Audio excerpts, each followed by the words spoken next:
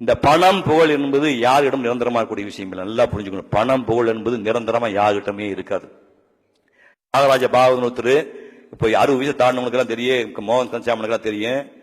7 இசை மன்னன் தியாகராஜ பாகவதன் பேர் வாங்கினாலும் வெறும் 14 படம் தான் நடிச்சு உலக புகழ் பெற்றாரு. ஒரு தீபாவளிக்கு படம் ரிலீஸ் ஆகுது, அடுத்த தீபாவளி 3வது தீபாவளி கண்டது. இந்திய வரலாற்றிலேயே தங்க பிளேட்ல சாப்பிட்டாள், தங்க பிளேட்ல தங்க தமிழ் சாப்பிட்டாள் தியாகராஜ பாகவதர். வெள்ளக்காரன் கேட்கறான், யுத்தம் நடக்க போகுது, எனக்கு ஒரு நிதி வேணும்னு கேட்டான். தியாகராஜ பாகவதர் நாடகம் போட்டு கொடுத்தாரு, கச்சேரி வச்சு கொடுத்தாரு. யுத்தம் முடிஞ்சது, உனக்கு என்னையா வேணும்னு கேட்டான். இந்த நிலத்தை எடுத்துக்கன்னு சொன்னா, எவ்வளவு இருக்கு? 250 ஏக்கரான்னா. என்ன கொடுக்க பண்ண? எடுத்துக்க சொல்லாம இனாம எடுத்துக்கணும். என் நாட்டை நீ பிடித்துக் கொண்டு என் நாட்டில் ஒரு பங்குயை கூறு போட்டு எனக்கே கொடுக்குறியா? நீ எங்க மொத்த நாட்டை குடியா? என் நாட்டை நீ எடுத்து கூறு போட்டு எனக்கு கொடுக்குறியா? வேண்டாம்ட்டான். அந்த இடம் தான் திருவரம்பூர் ஊர். திருச்சி பல திருவரம்பூர் ஊர் ஆயிருக்கு. ஆனால் அந்த தியாகராஜ பாகவதர் இறந்து போன போது 110 ரூபா கொடுத்து பாடி வெளியெடுக்கிறதுக்கு ஜெனரல் ஆஸ்பத்திரியில் ஆள் வரவில்லை. புகழ் புரிந்து கொள்ளுங்கள். அப்புறம் ப்ரொடியூசர் எம்ஏ வேணு வந்து பாகவதர் பாடிய திருச்சிக்கு எடுத்துட்டு போய் அடக்கம் பண்ணார். அது வேற விஷயம். எவ்வளவு பெரிய ஆளா இருந்தா இதுல தப்பிக்க முடியாது. புதுக்கோட்டையில 46 வீடு பியூ சின்னப்பா மாபெரும் நடிகர் 46 வீடு வாங்கும்போது புதுக்கோட்டை ராஜா சொன்னாரு, இந்த பாரு இனிமே இந்த சின்னப்பா வந்து இந்த ஏரியாவில் வீடு வாங்க கூடாதுங்கடா, ஊரே வாங்கிட்டு போல சொல்லி உத்தரவு போட்டாரு. யாரு வாங்க கூடாது? அவருடைய மனைவி தாம்பரம் பக்கத்திலே புறம்போக்கு இடத்துல 10 அடிக்கு 10 இடம் குடிச்சு போட்டு குடியிருந்தாங்க. எம்ஜிஆருக்கு தகவல் போகுது, தயவு செய்து நான் எம்ஜிஆர் சொல்ல தெரியும், பி சின்னப்பா ஒய்ஃப் இந்த 10 அடிக்கு 10 அடியாவது நான் கரையம் பண்ணிக்கிறேன், ஆஜியம் பண்ணிக்கணும்னு சொன்னாங்க. ஆண்டவுடன் செய்தி எம்ஜிஆருக்கு போய் அந்த உத்தரவு போட கூட நம்ம செத்து போயிட்டாங்க. இதுதான் மனித வாழ்க்கை. நான் உங்களுக்கு புதுசா சொல்ல வேண்டாம். விஸ்கோஸ் எவ்வளவு பெரிய கம்பெனி, கற்பனை முடியுமா? விஸ்கோஸ் அண்ணன் சொல்லுங்க.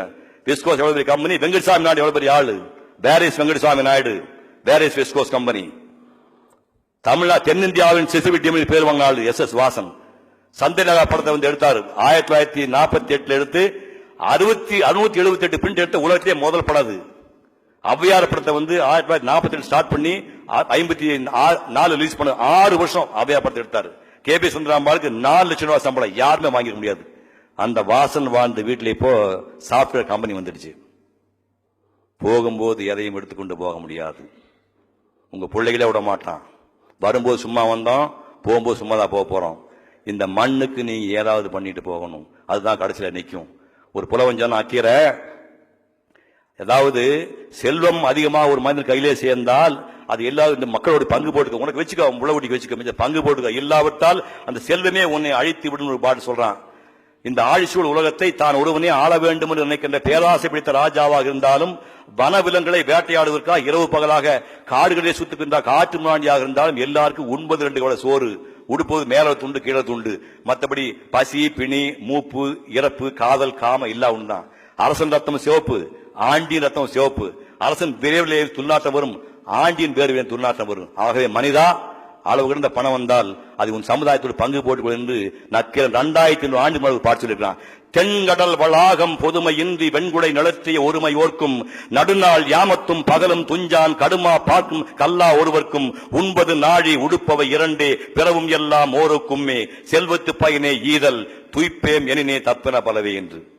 அதை புரிந்து கொண்டு நீங்க நிறைய சம்பாதிங்க, குழந்தை குட்டியோட அன்பாருங்க, பொண்டாடி தெய்வமா வணங்குங்க, புள்ள குட்டிமா பாசமா இருங்க, உலகத்துக்கு நீங்க பயன்படாம வாழ்க்கை அமைச்சுங்க. அதாவது உலகத்துல பாத்தீங்கன்னா ஒருத்தங்கிட்ட பணம் இருந்தா அவங்ககிட்ட படிப்பு இல்லை, படிப்பு பணம் இருந்துச்சுன்னா அவங்ககிட்ட வந்து ஆரோக்கியமா உடம்பு இல்லை, பயில்வானா இருந்தான்னா நல்ல மனைவி இல்லை, நல்ல மனைவி பிறந்தா அவனுக்கு குழந்தை மோசமா பிறகுது, நல்ல குழந்தை பிறந்தா செலவு காசு இல்லை, கொடுக்கறதுக்கு மனசு இருந்தா கையில காசு இல்லை, காசு மட்டும் கொடுக்குற மனசு இல்லை.